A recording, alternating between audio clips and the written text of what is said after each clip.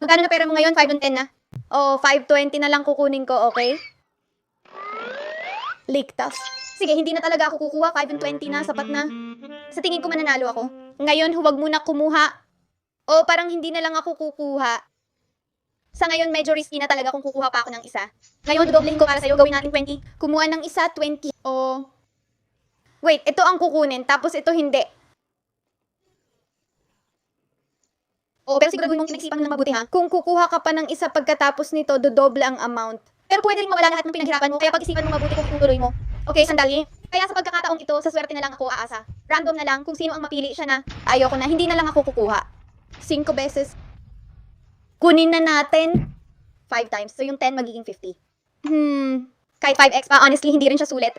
Isipin mo kung kukunin mo o hindi. Bakit naman? Dahil kung kukunin mo, ang mawawala sa'yo ay 520. At kung kukunin mo, ang kikitain mo ay 50. Pero ang tsansa mo ngayon ay malinaw na mas mababa sa 110. Susugil ka ba? Infinity ang kapalit para sa isang kuha. Bunutan na lang kung sino ang mapili siya na. Hindi na kukuha. Bahala na kumuha pa tayo ng isa. O, 50. 5 beses ah.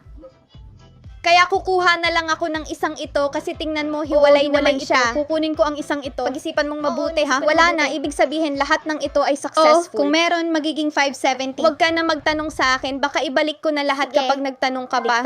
Hindi na ako kukuha, talagang hindi na ako kukuha.